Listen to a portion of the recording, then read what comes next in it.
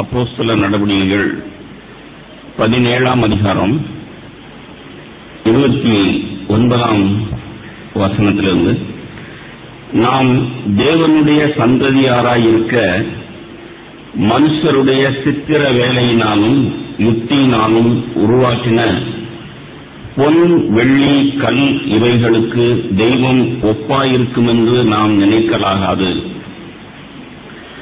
அறியாமை உள்ள காலங்களை தேவன் காணாதவர் போலிருந்தார். இப்பொழுதோ மனம் திரும்ப வேண்டும் என்று எங்கும் உள்ள மனுஷர் எல்லாருக்கும் கட்டளையிடுகிறார். மேலும் ஒரு நாளை குறித்திருக்கிறார். அதிலே அவர் தாம் நியமித்த மனுஷனை கொண்டு பூலோகத்தை நீதியாய் நியாயம் தீர்ப்பார். அந்த மனுஷனை மரித்தோரிலிருந்து எழுப்பினதினாலே அதன் நிச்சயத்தை எல்லாருக்கும் விளங்க பண்ணினார் என்றார். அந்த மனுஷனை மரித்தோரிலிருந்து எழுப்பினதினாலே அதன் நிச்சயத்தை எல்லாருக்கும் விளங்க பண்ணினார் என்றார். நான் வாசித்த வார்த்தைகளை கவனமாய் கேட்டீர்கள் என்று நம்புகிறேன். வேதத்தை வாசிக்க தெரியாதவர்கள் கூட வார்த்தையை கவனமாய் கேட்டுவிட்டீர்கள் என்று நம்புகிறேன். அந்த மனுஷனை மரித்தோரிலிருந்து எழுப்பினதினாலே, எந்த மனுஷனை?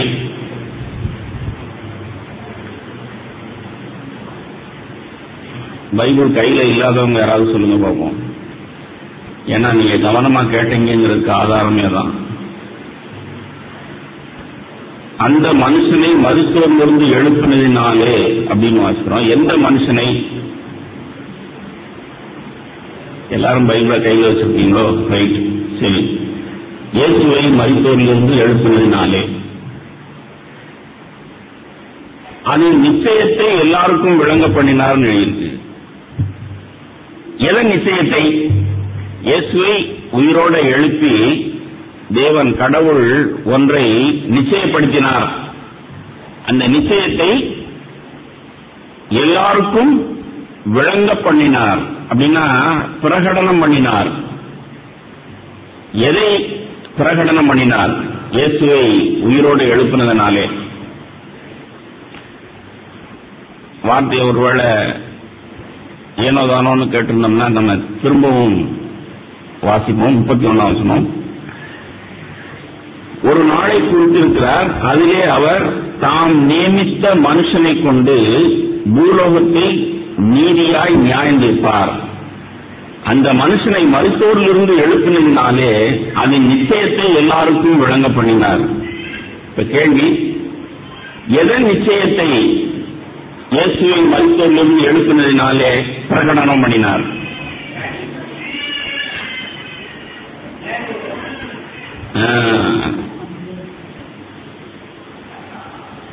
தாம் நியமித்த மனுஷனை கொண்டு. யார் அந்த மனுஷன்? இயேசு கிறிஸ்துவை கொண்டு பூலோகத்தை நீதியாய் நியாயம் தீர்ப்பார். பூலோகம்னு சொன்னா ஏதோ கதை பேசின மாதிரி நீங்க இப்போ இந்த காலை வேளையில என்னை நியாயம் தீர்ப்பார் அப்படிங்கிற உணர்வு அடையணும். கர்த்தருடைய நாளிலே நீங்கள் ஆவிக்குள்ளானது உண்டானால், நீங்கள் பரிசுத்த ஆவியினால் நிரப்பப்பட்டு பயபக்தியாய் தேவனை இப்பொழுது ஆராய்த்தது உண்டானால், ஆவியானவர் இயேசு கிறிஸ்துவை கொண்டு உலகத்தை நியாயம் தீர்ப்பார் அப்படிங்கிறது பதிலா இப்போ இயேசு கிறிஸ்துவை கொண்டு என்னை நியாயம் தீர்ப்பார் அப்படின்னு உணர்வடையணும். அப்படி உணர்வடைந்தவர்கள் ஆமென் சொல்லுங்க. நான் பல வாரங்களா இந்த வார்த்தையை தியானித்திருக்கிறேன்.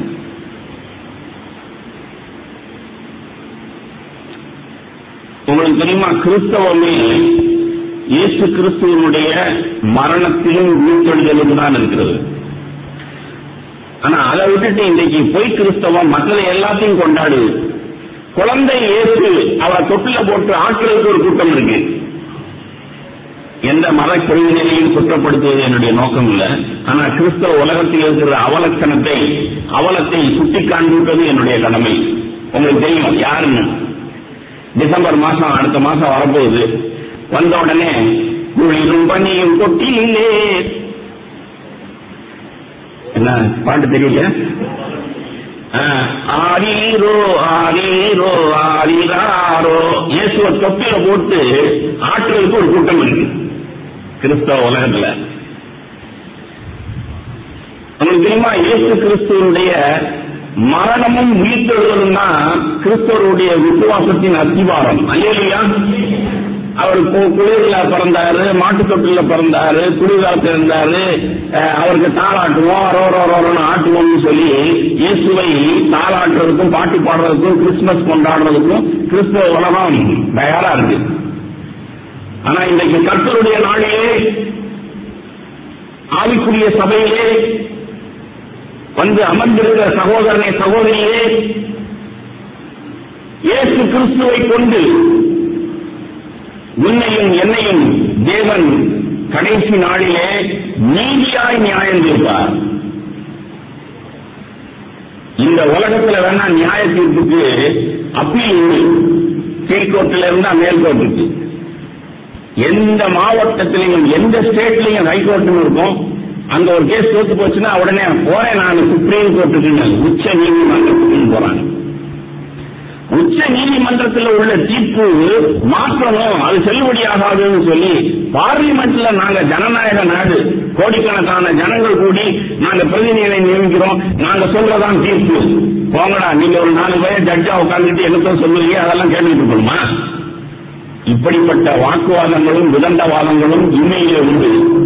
அருமையான சகோதரனை சகோதரியே, ஒரு நாள் வரும், அந்த நாளிலே ஒரு மனுஷனை கொண்டு தேவன் பூமியில் உள்ள அத்தனை பேரையும் நீதியாய் நியாயம் தீர்ப்பார். அதற்கு அப்பீலே கிடையாது. நீ வாயை திறந்து பதில் சொல்ல முடியாது. தெய்வ பக்தி உள்ள தாவீது சொல்லுகிறான், நீ பேசும், நீ நியாயம் தீர்த்தால், நீ வாயை திறந்தால் நான் வாய் பற்றிக் கொள்வேன். அந்த நாள் வரும், சகலத்தையும் சிருஷ்டித்தவர் நியாயம் தீர்ப்பார். நாவுகள் யாவும் வாய் பற்றி முகங்குப்புற விழுந்து நோ அப்பீல், நோ அப்பீல். இந்த காலத்து பாஷையில் அதான் அர்த்தம். தேவ பாஷையில வேதத்தில் முழங்கால்கள் யாவும் முடங்கும், நாவுகள் யாவும் அறிக்கை செய்யும். எதை அறிக்கை செய்யும்? உங்களுடைய தீர்ப்பு நீதியானது. there is no appeal. தேவனே, நீ பேசிவிட்டு இதுக்கு மறு பேச்சே கிடையாது. தேவனுடைய நியாய தீர்ப்புக்கு மறு பேச்சே கிடையாது, முறையீடே கிடையாது. இந்த தீர்ப்பு சரியில்லை, இது எப்படி சரியாகும் அப்படின்னு பேசுறதுக்கு இடமே கிடையாது. இயேசு கிறிஸ்துவுடைய உயிர்த்தெழுதல் ஒன்றை நிரூபிக்கிறது. அவரை கொண்டு, தேவன் அவரை கொண்டு கடைசி நாளிலே நம் ஒவ்வொருவரையும் நீதியாய் நியாயம் தீர்ப்பார். உயிர்த்தெழுதல் இயேசுவை உயிரோடு எழுப்பினதினாலே இதை தேவன் விளங்க பண்ணினார். தொட்டில போட்டு ஆட்ட வேண்டாம், நாம இயேசுனுடைய உயிர்த்தெழுதலை தான் கொண்டாடணும். சரி, இயேசு உயிர்த்தெழுவதற்கு முன்பாக அவர் மரித்தார். இதுவும் கிறிஸ்தவ விசுவாசத்தின் அஸ்திவாரம். உங்களுக்கு தெரியுமா, இயேசு மரிக்கல, அவர் மயக்கமடைஞ்சு நினைவிழந்து அவர்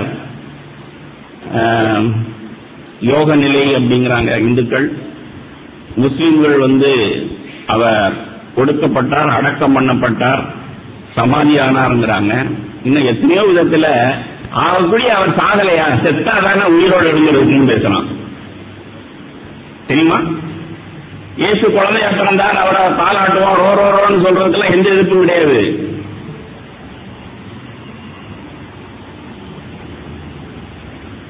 இயேசுனுடைய மரணம், இயேசுனுடைய உயிர்த்தெழுதல் இது ரெண்டும் தான் கிறிஸ்தவ வாழ்க்கையின் அஸ்திவாரம். இயேசுவனுடைய மரணம் நமக்கு என்ன செய்திருக்கிறது? இயேசுவனுடைய உயிர்த்தெழுதல் நமக்கு என்ன செய்திருக்கிறது? விசுவாசம் தான். நீங்க ரட்சிக்கப்பட்ட எத்தனை வருஷம் ஆகுது? ஆவிக்குரிய சபையில நாம் ரட்சிக்கப்பட்டவர்களுடைய கூட்டம் சொல்லி நாம் உட்கார்ந்திருக்கிறோம். அது நம்முடைய விசுவாசம். இயேசு கிறிஸ்து எனக்காக மரித்தார், இயேசு கிறிஸ்து உயிரோடே எழும்பினார். இது நம்மை என்ன செய்திருக்கிறது? உங்களுக்கு தெரியுமா, ஒரு விசுவாசம் நம்மளை பாதிச்சிருக்கணும். நம்மை பாதிக்காதது விசுவாசமே ஆகாது.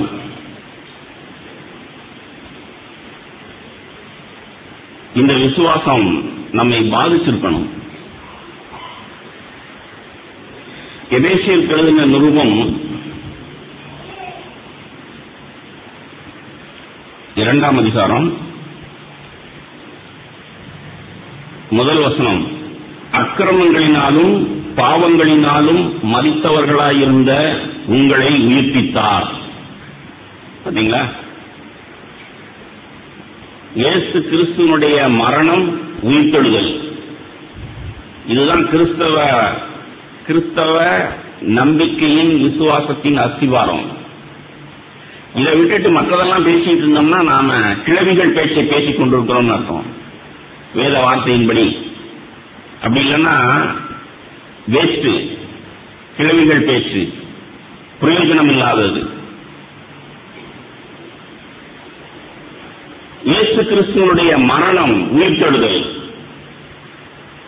இப்போ ஆராதனை வேளையில அந்த சங்கீதத்துல அத்தனை வார்த்தைகளுடைய முடிவுல ஆவியில நிறைஞ்சு அந்த மனுஷன் சொல்றான், தாழ்விலே இருந்தோம் அப்படின்னு. இஸ்ரேல் ஜனங்கள் இன்னைக்குரிய தாழ்விலே இருந்தார்கள், அடிமைப்பட்டிருந்தார்கள். எகிப்திலிருந்து எங்களை விடுவிச்சு, இதெல்லாம் பாட்டு, மற்ற வரிகள் எழுதியிருக்கும். ஆனா மனிதன் வீழ்ச்சி அடைந்திருக்கிறான். பாவத்திலும் அக்கிரமத்திலும் மரித்திருக்கிறோங்கிற உணர்வு நமக்கு தான் ஆவியினால் கொடுக்கப்பட்டிருக்கிறது. அல்லேலூயா. அக்கிரமங்களினாலும் பாவங்களினாலும் மரித்தவர்களாயிருந்த, தாழ்விலே இருந்தேன் அப்படின்னு சொன்னா, இப்ப நீங்க இஸ்ரேல் ஜனங்களை போல, ஆமா நான் கஷ்டப்பட்டு இருந்தேன், கடனாளியா இருந்தேன், இப்ப நான் நல்லபடியா இருக்கிறேன், கஞ்சிக்கு இல்லாம இருந்தேன், இப்ப ஏதோ வயிறார சாப்பிடுறேன், ஓர வீட்டுல இருந்தேன், இப்ப நான் ஒரு கான்கிரீட் வீடு கட்டிட்டேன், இப்படின்னு இருந்தீங்கன்னா நீங்கள் ரொம்ப பரிதவிக்கப்படக்கூடியவர்கள். இயேசுடைய மரணம், உயிர்த்தெழுதல் இதற்காக அல்ல, இன்னைக்கு ஆசீர்வாதத்துக்காக அல்ல. பரிசுத்த ஆவியினாலே ஏவப்பட்ட பவுல் அக்கிரமங்களினாலும் பாவங்களினாலும் மரித்தவர்களாயிருந்த உங்களை உயிர்ப்பித்தார். சரி, 4ஆம் வசனத்தில் பாருங்க,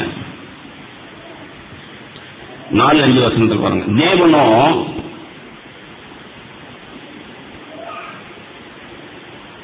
இரக்கத்தில் ஐஸ்வர்யம் உள்ளவராய் நம்மில் அன்பு கூர்ந்த தம்முடைய மிகுந்த அன்பினாலே அக்கிரமங்களில் மரித்தவர்களாயிருந்த நம்மை கிறிஸ்துவுடனே கூட உயிர்ப்பித்தார்.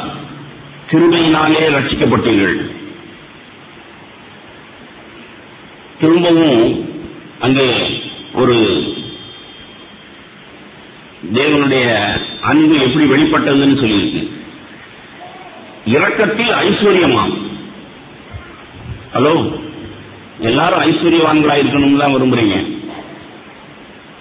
ஆனா தேவனுடைய ஐஸ்வர்யத்தின் ஆழம் என்ன அப்படின்னா, வீழ்ச்சியுற்ற நரகாக்கினியின் பிள்ளைகளாயிருந்த உங்களை, தாழ்விலே இருந்த உங்களை தேவன் தன்னுடைய தயவுள்ள சித்தத்தினாலே, இரக்கத்தினாலே, இரக்கத்தின் ஐஸ்வர்யத்தினாலே அவர் உங்களை நினைத்து, தாழ்விலே உங்களை நினைத்து, பாவத்தில் அக்கிரமத்தில் மரித்திருந்த உங்களை அவர் உயிர்ப்பிப்பதற்காக இயேசுவை மரிக்கும்படிக்கு அனுப்பினார். அல்லேலூயா.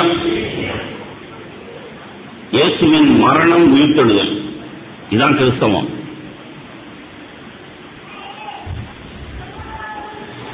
ஏழாம் வசனம், எபேசியர் 2:7. கிறிஸ்து இயேசுவுக்குள் நம்மை அவரோடே கூட எழுப்பி உன்னதங்களிலே அவரோடே கூட உட்காரவும் செய்தார். அப்படின்னா இயேசு தாழ பூமியிலே இறங்கினார். எவ்வளவு தூரத்துக்கு இறங்கினார்? பரலோகம் எத்தனை கிலோமீட்டர், நான் இருக்கிற இந்த பூலோகம் எவ்வளவு ஆழம், எவ்வளவு கீழே, அந்த கணக்கெல்லாம் நமக்கு தேவையில்லை. விஞ்ஞானம் படிக்கிறவர்கள் ஆராய்ச்சி பண்ணிட்டு கிடக்கட்டும், பூமிக்கு கீழே என்ன இருக்கு, பூமிக்கு மேல என்ன இருக்குன்னு. ஆனா வேதம் ஆவிக்குரிய முறையில் பேசுது, உயர்வு தாழ்வு. சங்கீதக்காரன் தாழ்விலே இருந்த அப்படின்னு சொன்னான். தாழ்வு அப்படின்னா பாவம், மரணம். அதுக்கு கீழே போனீங்கன்னா மரணம் என்ன செய்யும்? 2ஆம் அதிகாரம் எபேசியர் 2:3 வசனம். நாம் எல்லாரும் முற்காலத்திலே நமது மாம்ச இச்சையின்படியே நடந்து நமது மாம்சமும் மனசும் விரும்பினவைகளை செய்து சுபாவத்தினாலே மற்றவர்களைப் போல கோபாக்கினையின் பிள்ளைகளாயிருந்தோம். நம்முடைய பாவம், நம்முடைய வீழ்ச்சி, அது எவ்வளவு தூரத்துக்கு தாழ்வு அப்படின்னு சொன்னா, மரணம் அப்படின்னு சொன்னா, சரி மரணத்துக்கு பிறகு என்ன நமக்கு தெரியாது. இன்னைக்கு எல்லாரும் சோர்வடைந்தவர்கள், எல்லாரும் வாழ்க்கை சந்திக்க முடியாதவர்கள் எல்லாரும் ஒவ்வொரு நாளும் தற்கொலை பண்ணிக்கிறாங்க. மரணம் தான் உங்களுடைய வீழ்ச்சிக்கு முற்றுப்புள்ளின்னு சொன்னா செத்துடலாம். என் பிரச்சனைக்கு தீர்வு மரணம் தான் அப்படின்னு சொன்னா யூதாஸ் செய்ததை நாமும் செய்திடலாம். ஆனா அது தீர்வு கிடையாது. நாம் உயிரோட எழும்பி ஒரு நாள்ல கை கட்டி நின்று பதில் சொல்லி ஆகணும் நாம் வாழ்ந்த வாழ்க்கைக்கு. ஆமென்.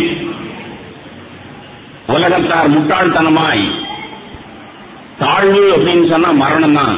உங்களுக்கு தெரியுமா, நிறைய பேர் பிலாசபி பேசுறாங்க. இன்னைக்கு ஒழுக்கத்துக்கு நிறைய பேர் தத்துவம் பேசுறாங்க. நான் ஒரு இந்துவா இருந்தவன், நான் கிறிஸ்தவன் ஆகிறதுக்கு முன்பாக நான் படித்த தத்துவங்களை எல்லாம் கேட்டீங்கன்னு சொன்னா அது குப்பை இல்ல, அது என்னை கிறிஸ்துவனிடத்திலே நடத்தினதுன்னே சொல்லலாம். உதாரணமா பட்டினத்தார் பாடல்கள், சித்தர்கள் பாடல்கள், நிலையில்லாத அழியக்கூடிய இது. உமர் காயர் முஸ்லிம் மதத்தை சார்ந்த ஒரு பெரிய தத்துவ ஞானி, நான் படிச்சிருக்கிறேன். நீ காப்பி குடிக்கிற பீங்கான் கோப்பை அது யாருடைய மண்டை ஓட்டிலிருந்து வந்ததா இருக்கும்? அவ்வளவு உலகம் அழியக்கூடியது அல்லது அவ்வளவு நிரந்தரம் இல்லாதது. நீ நினைச்சிட்டு இருக்கிற, நீ காப்பியை குடிச்சிட்டு இருக்கிறேன்னு சொல்லி அது யாருடைய மண்டை ஓட்டிய தூசி அப்படின்னா என்ன அர்த்தம்? மனுஷனே, உன் வாழ்க்கை நிலையாது. நீ ஒரு நாள் இப்படி மண்ணோட மண்ணா போயிடுவ. உன் மண்ணில இருந்து இன்னொருத்தன் காப்பியை குடிச்சுக்கிட்டு இருப்பான். பாத்தீங்களா, விரக்தி உண்டாகல. இதுபோல இந்த உலக வாழ்க்கை அழியக்கூடியது. சரி விட, இன்னைக்கு செத்தா நாளைக்கு பால், அது கூட ஒரு நீதியை உண்டு பண்ணுது. மனுஷனுக்கு பண விஷயத்துல ஒரு நீதியை உண்டு பண்ணுது. இதெல்லாம் வேதம் பேசுகிற நீதி அல்ல. நல்ல கவனிச்சீங்களா? இயேசுவுக்கு முன்பாக நாம் நிற்போம். இயேசு கிறிஸ்துவை கொண்டு தேவன் நியாயம் தீர்ப்பார். நம்முடைய வாழ்க்கையை நியாயம் தீர்ப்பார். அப்படின்னா எனக்காக அவர் மரித்தார். ஆகையினால அவரை உயிரோட எழுப்பி அவரை போல் வாழாத எல்லாரையும் தேவன் நியாயம் தீர்ப்பார். இதுதான் கிறிஸ்தவம். விளங்குதா? இன்னும் விளக்கி சொல்லுவோம். ரோமர் எழுதின நிருபம் 1 அதிகாரம்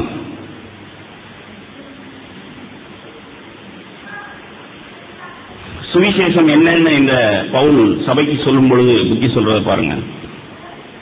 4ஆம் வசனம் 1ஆம் அதிகாரம் ரோமர் 1:4. இயேசு கிறிஸ்துவை குறித்து தேவன் தம்முடைய தீர்க்கதரிசிகள் மூலமாய் பரிசுத்த வேதாகமங்களில் முன்னே தம்முடைய சுவிசேஷத்தை பற்றி வாக்குத்தத்தம் பண்ணினபடி கர்த்தராகிய இயேசு கிறிஸ்துவானவர் மாம்சத்தின்படி தாவீதின் சந்ததியில் பிறந்தவரும் பரிசுத்தமுள்ள ஆவியின்படி தேவனுடைய சுதனென்று மரித்தோரிலிருந்து உயிர்த்தெழுந்ததினாலே பலமாய் ரூபிக்கப்பட்ட தேவகுமாரனுமாய் இருக்கிறார். அப்படின்னா பவுல் சொல்றார், எப்பா இயேசுங்கிற ஒரு மனுஷனை பார்த்தீங்கல்ல, கேள்விப்பட்டீங்கல்ல, அவரை நீங்கள் சாதாரண மனுஷன் நினைச்சீங்க. உண்மைதான், அவர் தாவீதின் சந்ததியில் பிறந்தவர் தான். நீங்கள் ஏதோ ஒரு சந்ததியில பிறந்தது போல அவரும் ஒரு தாவீதின் சந்ததியில் பிறந்தவர் தான். ஆனா என்ன நடந்தது தெரியுமா? நற்செய்தி என்ன தெரியுமா? தேவன் அவரை உயிரோட எழுப்பினார். ஏன் எழுப்பினார் தெரியுமா? அவர் ஆவியிலே பாவம் இல்லாதவராய், களங்கம் இல்லாதவராய், பிதாவுக்கு முன்பாக குற்றமற்றவராய், நியாயம் தீர்க்கப்படாதவராய், கண்டிக்கப்படாதவராய், மாறாக பிதாவின் வலது பார்க்கத்திலே அவருக்கு சமமாய் உட்காருகிற அந்தஸ்து பெற்ற தேவகுமாரனாய் இருக்கிறார். அல்லேலூயா. இதுதான் நற்செய்தி. அப்படின்னா என்ன அர்த்தம் தெரியுமா? ஏன் நற்செய்தி தெரியுமா?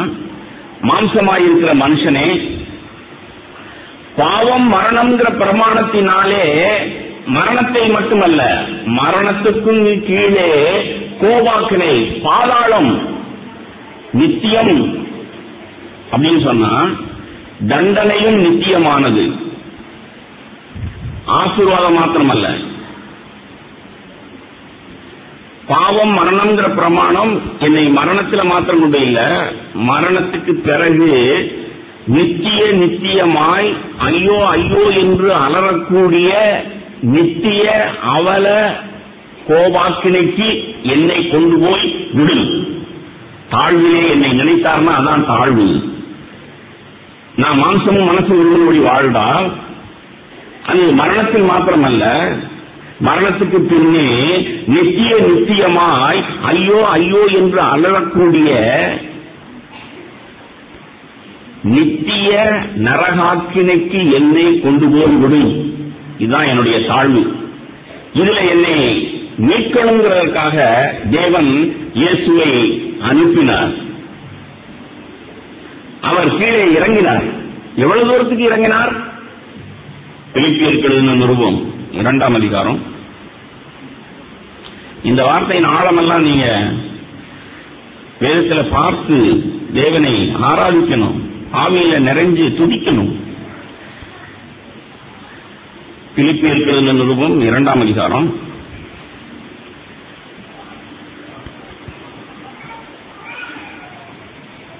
8ஆம் வசனம்.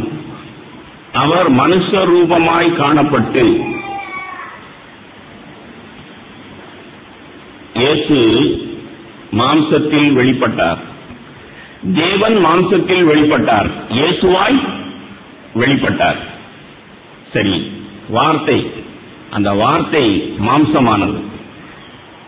மாம்சமான அந்த வார்த்தை அல்லது தேவகுமாரன் மனுஷ ரூபமாய் காணப்பட்டு மரண பரியந்தம், அதாவது சிலுவையின் மரண பரியந்தமும் கீழ்ப்படிந்தவராகி தம்மை தாமே தாழ்த்தினார். ஆதலால் தேவன் எல்லாவற்றுக்கும் மேலாக அவரை உயர்த்தி இயேசுவின் நாமத்தில் வானோர் பூதலத்தோர் பூமியின் கீழானோருடைய முழங்கால் யாவும் முடங்கும்படிக்கு. வானோர் யார்? சரி, பூதலத்தோர் யார்? நாம. ஒருவேளை பூமியின் கீழே இருக்கிறவர்கள் யார்? இப்ப நாம இங்க சேஃபா இருக்கிறோம். பூமியின் கீழே நான் சொன்ன மாதிரி ஐயோ ஐயோ ஐயோ என்று நித்திய நரகாக்கினியிலே இருக்கிறவர்கள் அத்தனை பேருடைய முழங்கால்களும் ஒரு நாள் முடங்கி கர்த்தர் என்று இயேசுவை ஆராதிப்பார்களாம். அல்லேலூயா! எவ்வளவு பெரிய ரட்சிப்பு! இப்ப விளங்குதா உங்களுக்கு? கிறிஸ்தவத்தினுடைய அஸ்திவாரமே இயேசு கீழே இறங்கினார். மனுஷரை ரட்சிப்பதற்காக தாழ்விலே அவர் மரண பரியந்தம், சிலுவையின் மரண பரியந்தம் தம்மை தாமே தாழ்த்தி பாவத்தை சுமந்து தீர்த்து முற்றுப்புள்ளி வைத்து எல்லாம் முடிந்தது என்று சொன்னார். ஆகையினாலே தேவன் அவரை உயிரோடு எழுப்பி அவரை இப்போ உட்கார வச்சார். ஆனா நற்செய்தி எபேசியர்ல 2 என்ன வாசம்? திரும்ப அந்த வசனமெல்லாம் எடுக்க வேண்டாம். நற்செய்தி என்ன வாசம்? பாவத்திலும் அக்கிரமத்திலும் மரித்திருந்த நம்மையும் உயிர்ப்பித்தார். அல்லேலூயா! அவரை உட்காரவும், அவரோடு கூட நம்மை உட்காரவும் செய்திருக்கிறார். இப்போ நம்முடைய விசுவாசம் நம்மை பாதிக்கணும்னு சொன்னேன். எப்படி பாதிக்கணும்? நம்முடைய வாழ்க்கை எப்படி இருக்கணும்? இந்த பூலோகத்தில் வாழ்கிற உலக மக்களை போல இருந்தா என்னுடைய விசுவாசம் என்னை பாதிக்கலன்னு அர்த்தம். நான் சொன்னது போல இந்த பூலோக மக்கள் ஒரு ஆசீர்வாதத்தை தேடுறாங்க. உங்களுக்கு தெரியுமா, வியாதி வந்துச்சுன்னா ஒரு மனுஷன் சாவுக்கு பயந்து, ஐயோ இது என்னவா இருக்குமோ, கேன்சரா இருக்குமோ அப்படின்னு பயந்து ஏதாவது ஒரு கோயிலுக்கு வேண்டிக்கிட்டு பயபக்தி ஆயிடுறாங்க. மார்கழி மாசம் வந்துருச்சுன்னு சொன்னா உலகமே பக்திமயம் ஆயிருது. காவி கருப்பு கழுத்துல கிறிஸ்தவரோடும் பக்திமயமாகிறாங்க. எங்க போனாலும் கிறிஸ்துமஸ் ஆராதனை, கொண்டாட்டம்.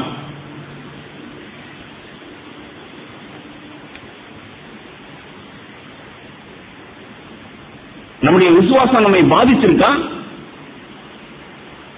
ஒவ்வொரு நாளும் கிறிஸ்து மரித்தார், என் தாழ்விலே அவர் என்னை நினைத்தார். அவருடைய மரணம், அவருடைய மரணத்தினாலே, அவருடைய மரணத்தை விசுவாசிக்கிற நான் எப்படி பாதிக்கப்பட்டிருக்கிறேன்? பழைய ஏற்பாட்டில் ஒரு நிகழ்ச்சியை நான் தியானித்து ரொம்ப உற்சாகம் அடைந்தேன். அதை சொல்லி உங்களையும் உற்சாகப்படுத்த விரும்புகிறேன். 2 ராஜாக்களின் புஸ்தகம்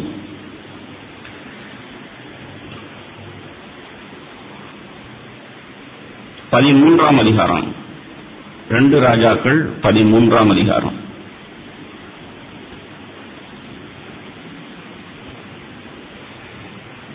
இங்கே ஒரு நிகழ்ச்சி இஸ்ரவேலின் ராஜா யோவாஸ் என்பவனுடைய காலத்திலே நடந்தது. யோவாஸ் என்கிற இஸ்ரவேலின் ராஜா காலத்திலே வாழ்ந்த தீர்க்கதரிசி யார் அப்படின்னா எலிசா. 13ஆம் வசனத்தில் பாருங்க. யோவாஸ் தன் பிதாக்களோட நித்திரை அடைந்த பின் யெரொபெயாம் அவன் சிங்காசனத்தில் வீட்டிருந்தான். யோவாஸ் சமாரியாவில் இஸ்ரவேலின் ராஜாக்கள் அண்டையிலே அடக்கம் பண்ணப்பட்டான். அவன் நாட்களில், யாருடைய நாட்களில்? யோவாஸ் நாட்களில் ஒரு நிகழ்ச்சி ஆவியில ஏவப்பட்டு இந்த புஸ்தகத்தை எழுதின மனுஷன் எழுதுகிறான். ஒரே ஒரு நிகழ்ச்சி. யோவாஸ் இஸ்ரவேலை ஆளுகை செய்கிறான். அவன் காலத்திலே வாழ்ந்த தீர்க்கதரிசி யார்? சொல்லுங்க, தூக்கம் வரக்கூடாது. எலிசா. எலிசா இப்ப என்னவா இருக்கிறான்? எப்படி இருக்கிறான்? தெம்பா இருக்கிறானா? எலிசா மரணத்துக்கு ஏதுவான வியாதியாய் கிடந்தான். அப்பொழுது இஸ்ரவேலின் ராஜாவாகிய யோவாஸ் அவனிடத்துக்கு போய் அவன் மேல் விழுந்து அழுது, என் தகப்பனே, என் தகப்பனே, இஸ்ரவேலுக்கு ரதமும் குதிரை வீரருமாய் இருந்தவரே என்றான். இப்ப அவனுக்கு பயம் வந்துருச்சு. அவன் ராஜா, ஆனாலும் நான் யுத்தம் பண்ணலாம், 1000 போர்ச்சு வீரர்களை கொண்டு நான் யுத்தம் பண்ணலாம். ஆனா நீர் யார்? எலிசாவே, தேவ மனுஷனே, நீர் யார்? என்ன சொல்றான்? இஸ்ரவேலுக்கு ரதமும் குதிரை வீரருமாய் இருந்தவரே. நல்ல அறிக்கை. தீர்க்கதரிசியை அப்படி கனம் பண்ணுகிறான் ராஜா. இப்போ நீர் மரிக்க போறீர், அது எனக்கு எவ்வளவு துக்கத்தை உண்டு பண்ணுது. ஒரு ராஜாவுக்கு ரதம் இல்ல, படையாட்கள் இல்ல, நடத்தி போற தளபதி இல்லைன்னா என்னவா? எலிசாவே, தேவ மனுஷனே, என்னையும் என் தேசத்தையும் நடத்துகிறதற்கு நீ இல்லாம போயிருவையே, நீ மரணப்படுக்கையில் இருக்கிறையே அப்படின்னு சொல்லி இவன் அழுகும் பொழுது அந்த தீர்க்கதரிசி எப்படி தீர்க்க தரிசனம் சொல்லுகிறான் பாருங்க. இதுதான் எனக்கு உற்சாகத்தை கொடுக்குது. மரணப்படுக்கையில் இருந்தவன் எலிசா எப்படி தீர்க்க தரிசனம் உரைக்கிறான் பாருங்க. 16ஆம் வசனத்தில், அப்பொழுது அவன் இஸ்ரவேலின் ராஜாவை நோக்கி, யாரு? எலிசா யோவாசை நோக்கி, உம்முடைய கையை வில்லின் மேல் வையும் என்றான். அவன் தன் கையை வைத்தபோது எலிசா தன் கைகளை ராஜாவுடைய கைகளின் மேல் வைத்து, வில்லு அம்பு, அந்த வில்லு அம்ப அவன் பிடிச்சு ரெடியா இருக்கிறான்னு அர்த்தம். உடனே எலிசா வந்து என்ன செய்கிறான்? அவனுடைய கையின் மேல் தன் கையையும் வைக்கிறான். கிழக்கே இருக்கிற ஜன்னலை திறவும் என்றான். கிழக்கே சீரியா எதிராளிகள் இருக்கிற எல்லை, அதாவது திசை திறக்கிறான். அவன் அதை திறந்த போது எலிசா எய்யும் என்றான். அவன் எய்த போது அவன், அது கர்த்தருடைய ரட்சிப்பின் அம்பும் சீரியனின்று விடுதலையாக்கும் ரட்சிப்பின் அம்புமானது, நீ சீரியரை தீர முறியடிப்பீர் என்றான். வியாதிப்பட்டிருந்த மரணப்படுக்கையில் இருந்த தீர்க்கதரிசி இஸ்ரவேலின் ராஜாவாகிய யோவாசுக்கு எப்படி தீர்க்க தரிசனம் சொல்றான்? அம்பேடு வில்லுல கூட்டு ரெடியா இருக்கியா? ரைட்டு. தன் கையையும் அதன் மேல் வைத்து கிழக்கு திசையை நோக்கி எய். இது அம்பு வெறும் அம்பு இல்ல, இது ரட்சிப்பின் அம்பு. இது உன்னை சீரியரிலிருந்து எதிராளிகளுக்கிலிருந்து உன்னை மீட்கும், ரட்சிக்கும், உயிர்த்தெழுதல். அல்லேலூயா. சரி, அதோட முடிஞ்சிடல. சாவு படுக்கையில் இருக்கிற தீர்க்கதரிசி சொல்றான்,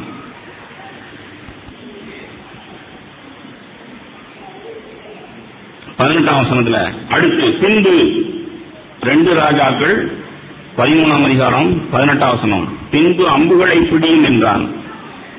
எலிசா ராஜாவை பார்த்து அவைகளை பிடித்தான். அப்பொழுது அவன் இஸ்ரவேலின் ராஜாவை நோக்கி தரையிலே அடியும் என்றான்.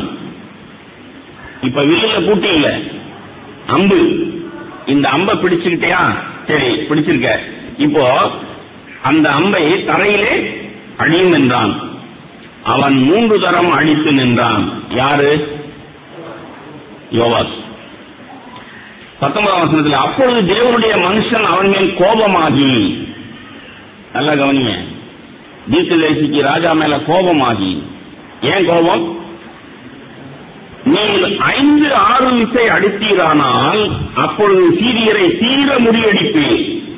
இப்பொழுதோ சீரியரை 3 விசை மாத்திரம் முறியடிப்பீர் என்றார். அம்ப பிடிச்சு அடிக்க சொன்னா உங்களுக்கு தெரியுமா? இதுக்கெல்லாம் அர்த்தம் இருக்கு. நான் சொல்றேன், விளக்கி சொல்றேன். ராஜா அடிக்கிறான். சீரியரை எதிராளியை முறியடிக்கிறதுக்குன்னு சொன்னா இவனுக்கு ஒரு வைராக்கியம் இருக்கணும்.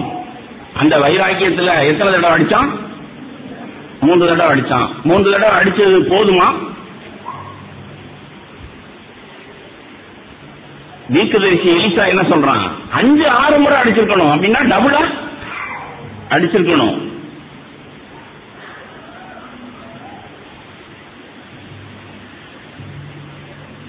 என்ன நடக்குதுன்னு பாருங்க. தேவன் எவ்வளவு துல்லியமானவர்னு பாருங்க. தீர்க்கதரிசி சொன்னதன்படியே தான் நடக்குது. என்ன சொன்னா? 19ஆம் வசனத்துல கடைசியில என்ன அர்த்தம்? சீரியரை, பைபிள் படிச்சுட்டு இருக்கீங்களா இல்லையா?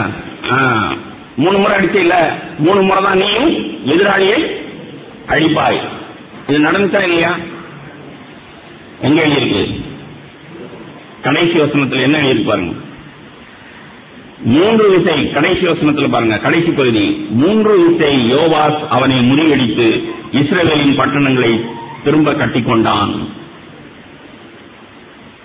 சரி சரி, ஏதோ 3 முறை அடிச்சான்லப்பா, 3 தடவை சீரியரை தோற்கடிச்சாச்சு இல்ல, வெற்றி தானே, இதுக்கே இவ்வளவு வருத்தப்பட்டுக்கிறீங்க? இல்ல, தேவ மனுஷர்கள் எலிசா தீர்க்கதரிசி கோபமானான்.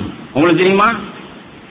கிறிஸ்துவனுடைய மரணமும் உயிர்த்தெழுதலும் எவ்வளவு பெரிய ரட்சிப்பை கொண்டிருக்கு நமக்கு அப்படின்னு சொன்னா, அதை நீங்கள் ஏனோ தானோன்னு சொல்லி நீங்கள் ஆமா இயேசு எனக்காக மரித்தார், பாவ மன்னிப்பு பெற்றனே, இயேசு எனக்காக மரித்தார், நான் தான் முழுக்க ஞானஸ்தானம் எடுத்துட்டேனே, இயேசு எனக்காக மரித்தார், நான் தான் இப்போ ஒரு ஆவிக்குரிய சபையில நல்ல ஒரு சகோதரனா இருந்து 10ல் 1 பங்கு என்னையா தசமபாகம் என்னையா 10ல் 100க்கு 10 என்னையா 100க்கு 20, 30, 50, 70 கூட கொடுக்கிற மனுஷன்.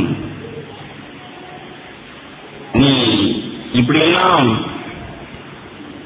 ஆவிக்குரியவன் நினைச்சுக்கிட்டு இருந்தா கர்த்தர் உண்மையில் நம்பிக்கையாய் அல்லது உண்மையில் சந்தோஷமா இருப்பார் என்று நினைப்பீர்களா?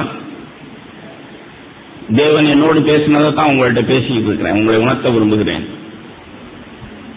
நம்ம எல்லாரும் பாவ மன்னிப்பு நிச்சயத்தை பெற்றவர்கள். வாலிப சகோதர சகோதரிகளே, நீங்கள் பாவ மன்னிப்பு நிச்சயத்தை பெற்று நீங்கள் ஞானஸ்தானத்தில் கீழ்ப்படிந்து ஆண்டவருக்கு என்று வாழணும்னு சாட்சி பகர்ந்தவர்கள். நல்லது. இன்னும் கொஞ்சம் பேர் இங்க உட்கார்ந்து இருக்கிற அநேகம் பேர் பாவம் செய்யாமல் வாழணும்னு சொல்லி ரொம்ப சாட்சியாய் பாவத்துக்கு எதிராய் நீங்கள் யுத்தம் பண்ணி வெற்றி வாழ்க்கை வாழ்கிற வேளாண்மட்டு கிறிஸ்தவ சபையார். ஆனாலும் நீங்கள் அடித்தது 3 முறை தான் அடிச்சிருக்கிறீங்க. இயேசுனுடைய மரணம் உயிர்த்தெழுதலுக்கு இன்னும் எவ்வளவோ இருக்கு, டபுள் பங்கு.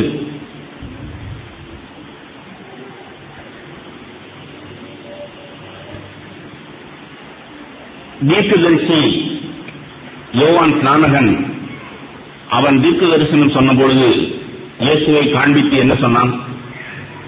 இதோ இங்க என்ன வசனம் எழுதி போட்டுமோ சொல்லுங்க. இதோ உலகத்தின் பாவத்தை சுமந்து தீர்க்கிற தேவ ஆட்டுக்குட்டி. திரும்பவும் உலகம் சொன்னா கதை கேட்கிற மாதிரி, கலாகாலசேவ மாதிரி விசுவாசம் உங்களை பாதிக்கணும். என்னுடைய பாவத்தை சுமந்து தீர்க்கிற, பாவத்தை பூரா சுமந்து தீர்த்துட்டா என்ன பாவம் இருக்கும்? 3 அடினா என்ன, 6 அடி என்னன்னு இப்ப பேசிட்டு இருக்கிறேன். பாவ மன்னிப்பு தான் ரட்சிப்பா, அல்லது நான் அடிக்கடி சொல்றது போல கொஞ்சம் பல்ல கடிச்சுக்கிட்டு மனுஷருக்கு முன்பாக நீங்கள் செய்கிற நீதிகள் தான் ரட்சிப்பா? நான் இப்ப குடிக்கிறது இல்ல, பீடி சிகரெட் குடிக்கிறது இல்ல, நான் வெத்தலை வாக்கு போயில போட்டுக்கிட்டு இருந்தேன், அதெல்லாம் செய்கிறது இல்ல, நான் ரொம்ப யோக்கியமான மனுஷன். கிறிஸ்து உங்களுக்கு கொடுத்த ரட்சிப்பு இவ்வளவுதானா? இதோ உலகத்தின் பாவத்தை சுமந்து தீர்க்கிற தேவ ஆட்டுக்குட்டி. தீர்த்துட்டா என்ன இருக்கு? எனக்கு இருக்கிற சவால் தான். இந்த பகுதியை தியானித்த போது ஆண்டவர் எனக்கு உணர்த்தினது தான், வைராக்கியமாயிரு.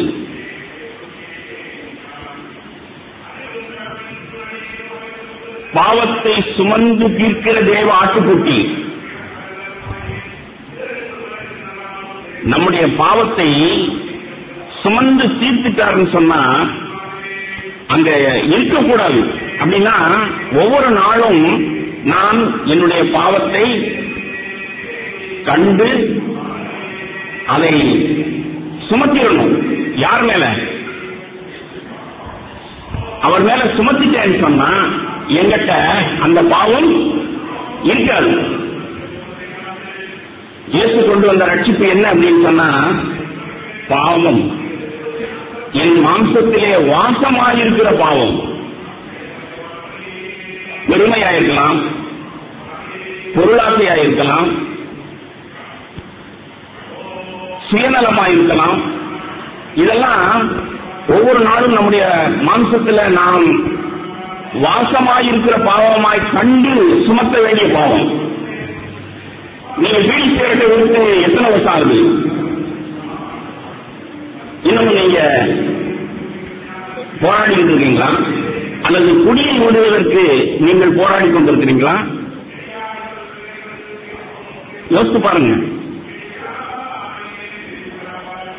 நீங்கள் விட வேண்டிய பாவம் ஒவ்வொரு நாளும் உங்கள் மாம்சத்திலே நீங்கள் கண்டு, ஓ நேற்று தாழ்மையா இருந்தேன், ஆனா இன்றைக்கு நான் பெருமையாக இருக்கிறதை நான் பார்க்கிறேன். என் குடும்ப சூழ்நிலையில நேற்று நான் சுயநலமான மனுஷனாய் இருக்கிறதை நான் உணர்ந்தேன். ஒருவேளை சுயநலத்தை கண்டு நான் மனம் திரும்பி குணப்பட்டு இணக்கமாய் வாழ்ந்தேன், புருஷனோடு, மனைவியோடு, பிள்ளைகளோடு. ஆனா இன்றைக்கு திரும்பவும் நான் என்னுடைய மாம்சத்திலே வாசமாய் இருக்கிற பாவத்தை பார்ப்பேன். வெளிச்சத்தில் நடக்கிற ஒவ்வொருவரும் நாம் நம்முடைய பெருமை, நம்முடைய சுயநலம், இதையெல்லாம் நாம பார்ப்போம். பார்த்து நாம் இயேசுவினிடத்தில் அந்த பாவங்களை நாம் சுமத்தணும். ஏன்னா இயேசுவனுடைய மரணம் என்ன நமக்கு கொண்டு வந்திருக்கு? இயேசுவனுடைய மரணம் நம்முடைய பாவங்களை சுமந்து தீர்க்கிற தேவ ஆட்டுக்குட்டி அப்படின்னு சொன்னா, நம்முடைய பாவங்களை அவர் சுமந்து தீர்க்கிறார். அப்படின்னா அந்த பாவம் ஒவ்வொரு நாளும் என்னுடைய மாம்சத்தில் நான் கண்டு கண்டு அதை தீர்க்கணும், அதை சுமத்தணும்.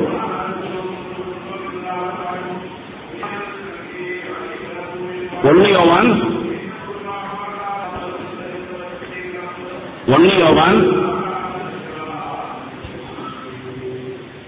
3ஆம் அதிகாரம்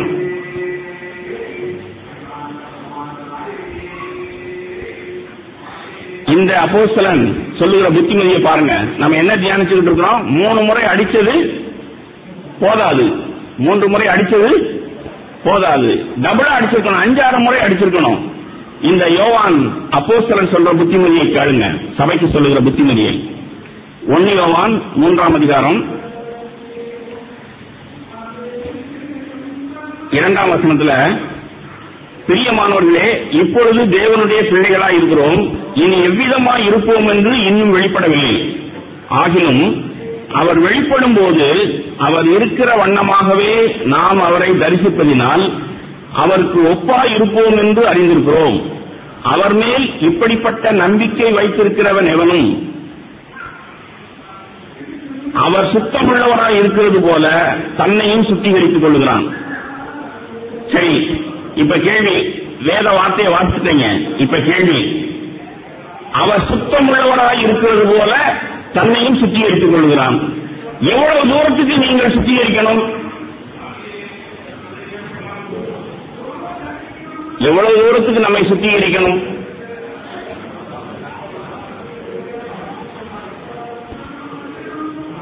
சரி, ஆபரேஷன் தியேட்டர்ல ஆபரேஷன் பண்ணணும்னு சொன்னா, என் பாஷையில பேசுறேன், இப்ப இந்த இடத்த கூட தான் நாம கழுவி சுத்திகரிச்சிருக்கிறோம். அதனாலதான் இங்க சபை கூடுறோம். நேற்று சாயங்காலம் வந்து பார்த்திருந்தீங்கன்னு சொன்னா இது மண்ணு காடா இருக்கும், இங்க யாரும் இப்படி உட்கார முடியாது. எத்தனை முறை சுத்தம் பண்ணாங்க? அந்த சுத்தம் பண்ண டீம்களுக்கு தான் தெரியும் எத்தனை தடவை ஆசிட் போட்டாங்க, எத்தனை தடவை ஃபினாயில் போட்டாங்க, எத்தனை தடவை அவர்கள் செய்தாங்கன்னு சொல்லி. சரி, எதுவரைக்கும் நீங்க சுத்தம் பண்ணியிருப்பாங்கன்னு நினைக்கிறீங்க? சுத்தமாகிற வரைக்கும். அதே போல இங்க அவர் சுத்தம் உள்ளவராக இருக்கிறது போல தன்னை சுத்திகரித்துக் கொள்வான். எதுவரைக்கும் நாம் சுத்திகரிக்கணும்?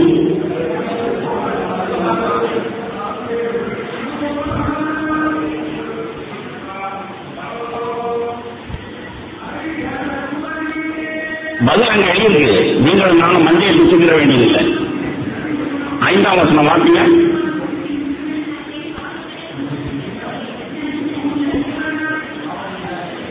அவரிடத்தில் பாவம் இல்லை. அப்போ நான் எதுவரைக்கும் என்னுடைய வாழ்க்கையில என்னை சுத்திகரிக்கணும்? என்னுடைய மாம்சத்தில் வாசமாயிருக்கிற பாவம், பாவத்தை சுமந்து தீர்க்கிற தேவ ஆட்டுக்குட்டியின் மேல் சுமத்தும் வரைக்கும் என் சுயநலம், என் பெருமை, என் பொருளாசை, என் இரக்கமில்லாமை இறங்கியிருக்கிறது. அதை நீங்கள் பாவமா பார்த்திருந்தீங்கன்னு சொன்னா அவர்கள் மேல் சுமத்திடுவீங்க, இயேசுவின் மேல் சுமத்திடுவீங்க. இப்போ மன்னிக்க முடியாமை உங்களுக்கு தெரியுமா? நாம் அடைய வேண்டிய நீதி அல்லது எவ்வளவு தூரத்துக்கு சுத்தமா இருக்கணும் அப்படின்னு சொன்னா, ஒரு உதாரணம் சொல்லணும்னு சொன்னா, தேவன் இரக்கமுள்ளவரா இருக்கிறது போல நாமும் இரக்கமுள்ளவர்களா இருக்கணும். அப்படின்னா என்ன அர்த்தம்? தேவன் அல்லது இயேசு இந்த பூமியில் இருந்த பொழுது நான் யாரையும் நியாயம் தீர்க்க வரலன்னாரு. ஒரு உதாரணம் சொல்றேன். அவரை பெயர் புஸ்தகம்னு சொன்னாங்க, பிசாசுகளின் தலைவன் சொன்னாங்க. அப்போ அவர் அதை எப்படி டீல் பண்ணார்? என்ன சொன்னார்? அதுக்கு மறு உத்தரவு என்ன சொன்னார்? பிசாசுகளின் தலைவன் அப்படின்னு அவர் சொன்ன போது, ஜனங்கள் அவரை சொன்ன போது அவர் அதற்கு என்ன பிரதியுத்தரம் சொன்னார்? பிசாசுகளின் தலைவன் இயேசுவை மற்றவர்கள் சொன்னபோது இயேசு சொன்ன மறு உத்தரம் அல்லது அவர் எப்படி அதை சமாளித்தார், என்ன பிரதியுத்தரம் சொன்னார் அப்படின்னு சொன்னா, மனுஷகுமாரனுக்கு விரோதமாய் சொல்லுகிற எதுவும் உங்களுக்கு மன்னிக்கப்படும். இப்போ என்னுடைய பாவத்தை அவர் மேல சுமந்துட்டேன்னு சொன்னா, அல்லது அவருடைய நீதி எனக்கு வந்துருச்சுன்னு சொன்னா, நான் எவ்வளவு தூரத்துக்கு என்னை சுத்திகரிக்கணும்னு சொன்னா, என்னுடைய வாழ்க்கையில யாராவது ஒருவர் எனக்கு விரோதமா ஒவ்வொரு நாளும் எனக்கு விரோதமாய் பாவம் செய்துட்டு தானே இருப்பாங்க. ஆமே, பஸ்ல ஏறும் போது நச்சுன்னு காலம் இருக்கிறான் யாரோ ஒருத்தன், சாரிங்க அப்படின்னு சொல்லுவார். நீங்க என்ன பதில் சொல்றீங்க? சாரி மட்டும் சொல்லிடுவேன். பார்த்து நடக்க தெரியல, கண்ணு பொட்டையா உனக்கு, இப்ப நீங்க மன்னிச்சிருக்கீங்களா? இயேசு மறுபடியும் சொன்ன மாதிரி நீங்க சொல்றீங்களா?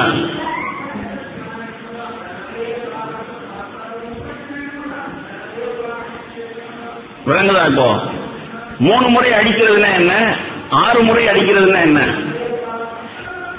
நாம ஒரு சில வேளைகள்ல நாம முகத்தை சுழிச்சுக்கிட்டு ஒரு எரிச்சலான அல்லது வாயின் வார்த்தையில எந்த கோபமும் சொல்லாம நம்முடைய கோப முகத்தை மட்டும் பார்த்துட்டு போயிருப்போம், காட்டிட்டு போயிருப்போம். அதுக்கு பேர் என்ன? நம்ம கிராமத்து பாஷையில மூஞ்சியை காட்டிட்டாங்க.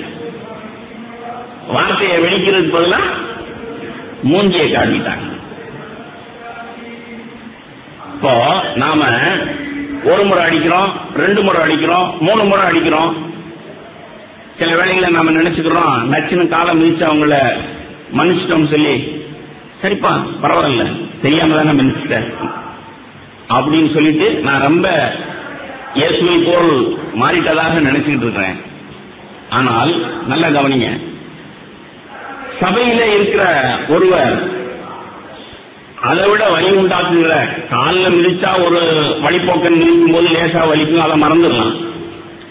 ஆனா நம்முடைய வாழ்க்கையில புருஷன் மனைவி உறவு, குடும்ப உறவு, அதே போல சபையில சகோதர உறவு. எத்தனை வருஷமா இந்த இடத்துல சபை கூடியிருக்கிறோம்?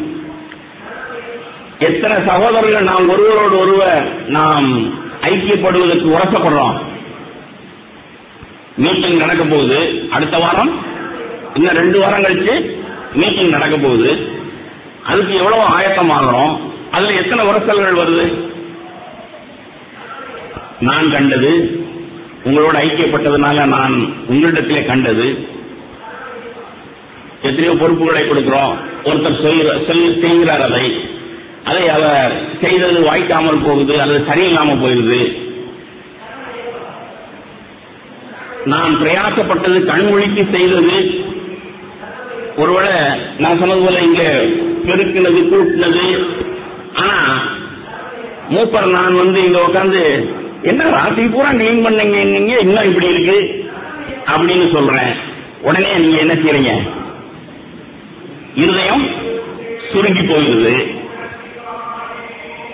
என்ன மூப்பரியா, எவ்வளவு நேரம் கண்ணு விழிச்சு, ஒரு வாட்டுக்கு 10 மணிக்கு டாட்டா காட்டிட்டு போய் கொரட்டை விட்டு தூங்கினாரு. நாங்க கண்ணு விழிச்சு செய்யறோம், இப்ப நொட்ட சொல்லு வேற. நீங்க எல்லாம் மூப்பரு, இந்த வார்த்தையெல்லாம் நீங்க சொல்லல. ஆனா உங்களுக்கும் எனக்கும் என்னாச்சு? இப்போ ஒரு உரத்தல். கிறிஸ்து உங்களுக்கு மன்னித்தது போல நீங்களும் ஒருவர் மன்னியுங்கள். இப்ப என்ன தியானிச்சுட்டு இருக்கிறோம்? எவ்வளவு சுத்தமாகணும்? இயேசு சுத்தமுள்ளவராக இருக்கிறது போல. அப்ப நான் மன்னிக்கணும்னு சொன்னா எப்படி மன்னிக்கணும்? இயேசு மன்னித்தது போல. ஆனாவனா பாடம் தான் இது பெரிய பாடம் இல்ல. ஆனா ஆனாவனா பாடமே நாம படிக்காதனால நமக்குள்ள இன்னும் உரசல்கள். ஒருவேளை நான் வாய் தவறி அப்படி ஏதாவது ஒரு நொட்ட சொல்லி யாரையாவது புண்படுத்திருக்கலாம், என்னுடைய மனைவியை, சகோதரர்களை. நான் இப்ப உணர்வடைஞ்சேன்னு சொன்னா தேவன் எனக்கு உணர்த்தினா நான் என்ன செய்யணும்? மன்னிப்பு கேட்கணும். மூப்பர் போய் யார்கிட்ட போய் மன்னிப்பு கேட்கணும்? இளைய ஒரு வாலிபன்ட்ட போய் மன்னிப்பு கேட்கணும். புருஷன் யார் இடத்துல மன்னிப்பு கேட்கணும்? அப்படி மன்னிப்பு கேட்ட புருஷர்கள் உண்டாங்க. உங்கள் வார்த்தையினால மனைவியை ஒரு நொட்டா சொல்லிட்டீங்க. உங்களுடைய வார்த்தை தொக்குன்னு கொட்டின மாதிரி ஆயிருச்சு. சரி சகோதரிகள், நீங்கள் புருஷனை நீங்க வாயை திறக்காமலே புண்படுத்த முடியும். மகா கில்லாடிகள் நீங்க வாயை திறக்க வேண்டியதில்லை. யோபுவின் மனைவி வாயை திறந்து அவனை நோகடிக்க செய்தான்ங்கிறது சரித்திரம். ஆனா புது உடன்படிக்கையில நீங்க வாயவே திறக்க வேண்டியதில்லை. வாயை திறக்காமலே புருஷனுடைய மனதை நோகடிக்க முடியும். அதெல்லாம் உங்களுக்கே தெரியும். நீங்க நேர்மையா நடந்தீங்கன்னா உங்களுடைய நடக்கை, உங்களுடைய செய்கை, நீங்க எப்படி வாயை திறக்காமலே நோகடிக்க முடியும். ஆனா வேத வார்த்தை என்ன சொல்லுது? வார்த்தைக்கு வருவோம். எபேசியர் எழுதின நிருபம்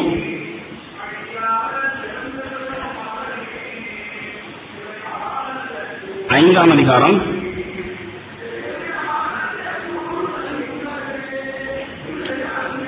5ஆம் அதிகாரம் வரதுக்கு முன்னாடி 4ஆம் அதிகாரத்துக்கு வரும். 4ஆம் அதிகாரம் கடைசி வசனம் 32. எபேசியர் 4:32 வாசிக்கிறேன். ஒருவருக்கொருவர் தயவாயும் மன உருக்கமாயும் இருந்து கிறிஸ்துவுக்குள் தேவன் உங்களுக்கு மன்னித்தது போல நீங்களும் ஒருவருக்கொருவர் மன்னியுங்கள். எதை பேசிக்கிட்டு இருக்கோம்? இப்ப மன்னிக்கிறத குறித்தான் பேசிக்கிட்டு இருக்கிறோம். சரி, அவனுடைய பவுல் ஆவியில நிறைய சொல்லுகிற புத்திமதியை கவனமா கேளுங்க. மன்னிக்கணும். எப்படி மன்னிக்கணுமா? ஆதலால், அடுத்த வசனம் எபேசியர் 5ஆம் அதிகாரம் 1 வசனம். ஆதலால் நீங்கள் பிரியமான பிள்ளைகளைப் போல தேவனை பின்பற்றுகிறவர்களாகி கிறிஸ்து நமக்காக தம்மை தேவனுக்கு சுகந்த வாசனையான காணிக்கையாகவும் பலியாகவும் ஒப்புக் கொடுத்து நம்மில் அன்பு கூர்ந்தது போல நீங்களும் அன்பிலே நடந்து கொள்ளுங்கள். இப்ப எவ்வளவு தூரத்துக்கு சுத்திகரிக்கணும்? விலங்குதான் நம்ம ஆகாரத்தில் சிலம்பம் பண்ணக்கூடாது. அவர் சுத்தமுள்ளவராக இருக்கிறது போல நாம் நம்மை சுத்திகரிக்கணும். அவர் இரக்கமுள்ளவராக இருக்கிறது போல, அவர் பூரண சற்குணராய் இருக்கிறது போல நீங்களும் பூரண சற்குணராயிருங்கள். இதெல்லாம் நம்மை பாதிக்கணும். இயேசுடைய மரணம் இப்படி அவரை விசுவாசித்திருந்தோம்னா, இயேசுடைய மரணம் நம்மை பாதிச்சிருந்ததுன்னு சொன்னா இப்படி பாதிக்கணும். எப்படி? நமக்காக தம்மை தேவனுக்கு சுகந்த வாசனையான காணிக்கையாகவும் பலியாகவும் ஒப்புக் கொடுத்து, சொன்னது போல பிசாசுகளின் தலைவன் போல, அதான் பிசாசெல்லாம் ஓடுது. ஆண்டவரை இப்படி குற்றம் சொன்னாங்க, ஆண்டவரை அப்படி விமர்சித்தார்கள். அப்போ அவர்கள் அப்படி பேசினதுக்கு ஆண்டவர் என்ன செய்தார்? என்ன சொன்னார்? அவர் இவர்கள் அறியாமல் செய்கிறார்கள், இவர்களை மன்னியும். அது சிலுவையில சொன்னார் மரிக்கும் போது. ஆனா அவர்களை பார்த்து மனுஷகுமாரனுக்கு விரோதமாய் நீங்கள் எதுவும் பேசலாம், ஆனா தயவு செய்து தேவனுக்கு விரோதமாய் பிதாவுக்கு விரோதமாய் மாத்திரம் பாவம் செய்யாதிருங்கள் சொன்னார். நீங்களும் நானும் குடும்ப வாழ்க்கையில எப்படி நடக்கணும், அல்லது குடும்ப வாழ்க்கையில நீங்களும் நானும் புருஷன் மனைவியை எப்படி நடத்தணும்? நான் அநேக முறை சொல்லியிருக்கிறேன், திரும்ப சொல்றேன். ஒரு சிலர் பாவத்தை உணர்ந்து மன்னிப்பு கேட்டால் நான் மன்னிக்கிறேன்னு சொல்றோம்.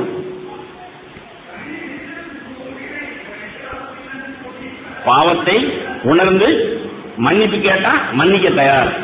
ஆனா மனம் திரும்பல, உணர்வு இல்ல, என்கிட்ட மன்னிப்பு கேட்கல, ஆகையினால நான் மன்னிக்கல.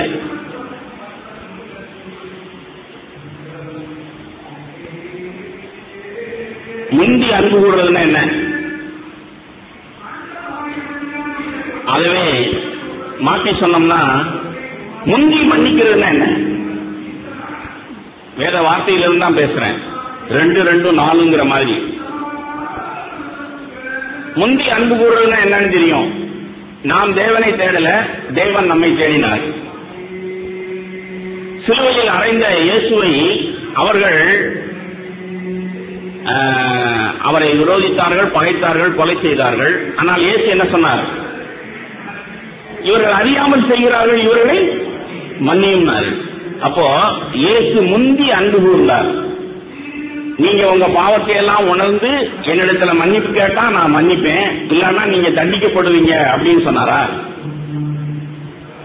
அப்போ புருஷன் மனைவி உறவா இருக்கட்டும், சபையில சகோதரர்கள் நாம் நம்முடைய உறவா இருக்கட்டும், நாம் எப்படி மன்னிக்கணும் அல்லது நாம் நியாயம் இருக்கிற சுபாவம் உடையவர்களா இருக்கிறோம். என்ன மனிதர்கள், என்ன பொண்டாட்டி, எத்தனை வருஷம் வாழ்ந்தாச்சு. புருஷனுடைய இல்லயத்தின் யோசனைகள், நினைவுகள். இந்த மனுஷனை கட்டிக்கிட்டு எவ்வளவு நாள் தான் இன்னமும். அப்போ நம்முடைய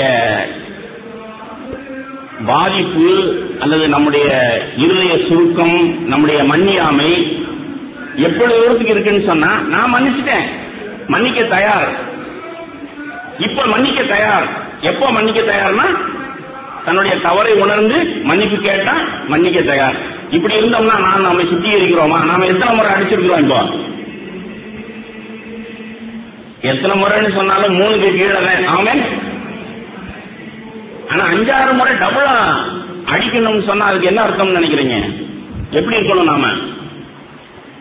இந்த வார்த்தையில் என்ன இருக்கு? கிறிஸ்து, எபேசியர் 5:2. கிறிஸ்து நமக்காக தம்மை தேவனுக்கு சுகந்த வாசனையான காணிக்கையாகவும் பலியாகவும் ஒப்புக் கொடுத்து நம்மில் அன்பு கூர்ந்தது போல நீங்களும் அன்பிலே நடந்து கொள்ளுங்கள். தேவன் கிறிஸ்து இயேசுவிலே உங்களை மன்னித்தார். எப்படி மன்னித்தார்? எங்களுக்கு பாவ மன்னிப்பு தேவை, நாங்க கோபாக்கினியின் பிள்ளைகளா இருக்கிறோம், நரகாக்கினியின் பிள்ளைகளா இருக்கிறோம், இயேசுவை எங்களுக்கு அனுப்புங்கன்னு நீங்க ஜெபம் பண்ணதுனால அவர் வந்தாரா? இல்ல.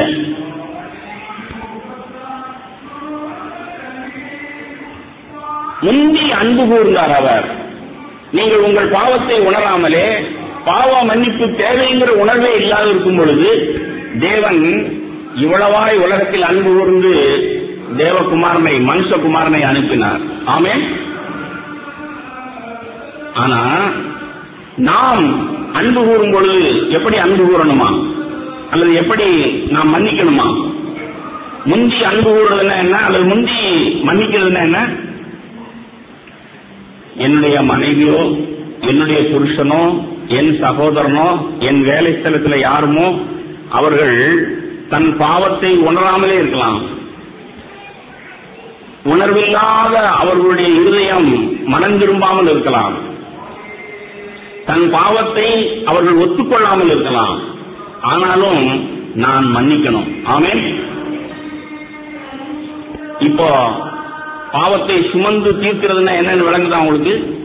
இதே போல ஒவ்வொரு பாவத்தையும் நீங்க தீர்க்கமா யோசிங்க. பெருமை, நேற்று தாழ்மையா இருந்தேன், பெருமைனா என்னன்னு கண்டுபிடிச்சு நான் கழுவுனேன் அல்லது சுத்திகரித்தேன். சரி, இன்னைக்கு என்னுடைய பெருமை என்னன்னு தெரியுது. இன்னைக்கும் நான் என்னுடைய பெருமையை அவர் மேல் சுமத்தணும்.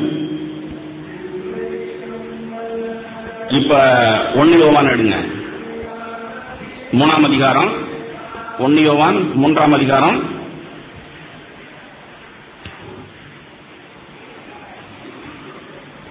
5ஆம் வசனம். 1 யோவான் 3ஆம் அதிகாரம் 5ஆம் வசனம். அவர் நம்முடைய பாவங்களை சுமந்து தீர்க்க வெளிப்பட்டார் என்று அறிவீர்கள். அவரிடத்தில் பாவம் இல்லை. அருமையான சகோதர சகோதரிகளே, அவர் நம்முடைய பாவத்தை சுமந்து தீர்க்க வெளிப்பட்டார். பாவத்தை வாங்கிக்கிறதுக்காக வந்தார். அவர் எவ்வளவு சுத்தமுள்ளவராய் இருக்கிறார் சொன்னா அவரிடத்தில் பாவம் இல்லை. எவன் ஒருவன் உங்களில் ஒருவன் என்னிடத்தில் பாவம் உண்டு என்று குற்றப்படுத்தக்கூடும் சொன்னாரா இல்லையா? அப்போ அவர் எவ்வளவு சுத்தமுள்ளவராய் இருக்கிறாரோ, அவர் பாவம் இல்லாதவராய் இருக்கிறாரோ, அவ்வளவு தூரத்துக்கு நான் என்னை சுத்திகரித்துக் கொண்டே இருக்க வேண்டும். நேற்று நீங்கள் தாழ்மையா இருந்திருக்கலாம், இன்றைக்கு நீங்கள் உங்கள் பெருமையை கண்டு உங்களை சுத்திகரிக்கலன்னு சொன்னா நீங்க எத்தனை முறை அடிச்சிருக்கிறீங்க? மிஞ்சி போனா 3 தடவை தான். ஆனா இன்றைக்கு என்னுடைய சுயநலம், இன்றைக்கு என்னுடைய பெருமை, இன்றைக்கு என்னுடைய பொருளாசை அப்படிங்கறத நான் கண்டு என் பாவத்தை கழுவுனேன்னா, அவர் மேல் சுமத்தி இருந்தேன்னு சொன்னா, நான் இப்போ எலிசா சொன்னது போல 5-6 முறை அடிக்கிறேன். அல்லேலூயா. இந்த யோவான் அப்போஸ்தலன் அந்த புத்திமதியை தான் சொல்றார். உங்களுக்கு தெரியுமா, இயேசுவினுடைய உயிர்த்தெழுதல் ஒன்றை நிரூபிக்கிறது. இயேசு எனக்காக மரித்தார்னு சொல்லுகிற நான், இயேசுவை தேவன் உயிரோடு எழுப்பினார்னு சொன்னா, இயேசு எப்படி வாழ்ந்தாரோ அந்த வாழ்க்கையை வாழும்படிக்குதான் நான் அவரிடத்தில் வந்திருக்கிறேன். இன்னைக்கு நாம் அந்த உணர்வுக்குள்ளாகணும். நான் இப்படிதான் இன்றைக்கு தியானிச்சு உணர்வடைந்திருக்கிறேன். நம்மளே அநேகம் பேர் பாவம் நீதியை குறித்து உணர்வில்லாதவர்களா இருக்கிறோம். தேவன் எப்படி நம்மை நியாயம் தீர்ப்பாருங்கிற வெளிச்சம் இல்லாமல் இருக்கிறோம். சரி, இயேசுவை ஏற்றுக்கொண்டோம், நாம ஞானஸ்தானம் பெற்றோம், இனிமே நமக்கு நியாய தீர்ப்பு இல்ல. சரி, இப்ப என்ன, உலகத்தார போலயா நாம ஏமாற்றி பழைக்கிறோம்? ஏதோ ஒரு பொய் சொல்லி, ஏதோ ஒரு அட்ஜஸ்ட் பண்ணி பணம் சம்பாதிக்கிறோம். தேவன் நியாயம் தீர்ப்பார். அது மாத்திரமல்ல, இந்த உலகத்துல நாம் வாழ்ற வரைக்கும் ஏழை பணக்காரர்கள் இருந்து கொண்டேதான் இருப்பார்கள். ஆமென். சபையில இல்லாதவங்க இருக்கிறவங்க இருந்துகிட்டே தான் இருப்பாங்க. ஆமென். ஆனா நாம் ஒவ்வொருவரும் நடக்க வேண்டிய நீதி வேதத்துல சொல்லப்பட்டிருக்கா இல்லையா? சரியா? நாம ஒவ்வொருவரும் பண விஷயத்துல எப்படி நடக்கணும்னு சொல்லப்பட்டிருக்கு. தீர்க்க தரிசனம் சொல்றேன். இந்த சபையில உட்கார்ந்து இருக்கிற எல்லாருமே நாம் ஒண்ணு இருக்கிறவங்களா இருக்கணும் அல்லது இல்லாதவர்களா இருக்கணும். தேவை சந்திக்கப்பட்டவர்களா இருக்கணும் அல்லது தேவை இல்லாதவர்களா இருக்கணும். ஆனால் பரிசுத்த ஆவியினால் ஏவப்பட்டு பவுல் தீர்க்கமாய் சில நீதிகளை போதித்திருக்கிறார். எடுங்க 1 தீமோத்தேயு 6ஆம் அதிகாரம்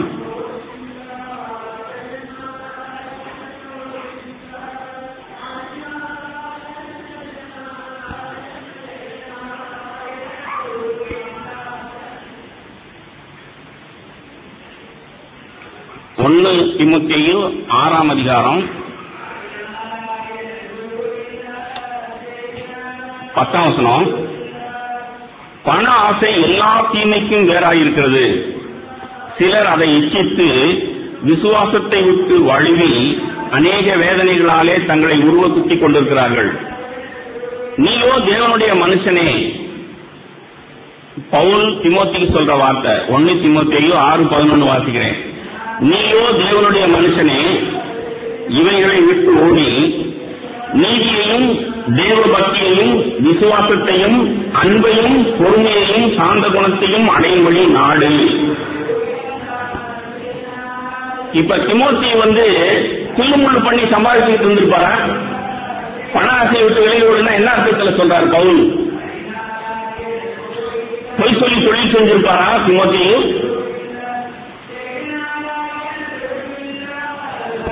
ஆனா இங்க வார்த்தையில நீயோ தேவ மனுஷனே பொருளாசையை விட்டு விலகி ஓடு, நித்திய ஜீவனை பற்றிக்கொள். இப்ப பவுல் தீமோத்தேயுவை எத்தனை முறை அடிக்க சொல்ற? சொல்லுங்க, பவுல் தீமோத்தேயுவை எத்தனை முறை அடிக்க சொல்ற? 3 தடவை அடிச்சது பத்தாது. நீ பொருளாசையை விட்டு உன்னை கழுவி சுத்திகரித்தது பத்தாது. சரி, இதே நிருபத்தில் பாருங்க, இருக்கிறவன் இல்லாதவன் எல்லாரும் எப்படி நடக்கணும்னு வேத வார்த்தை தெளிவா எழுதி 17ஆம் வசனம் பாருங்க. 1 தீமோத்தேயு 6ஆம் அதிகாரம் 17ஆம் வசனம்.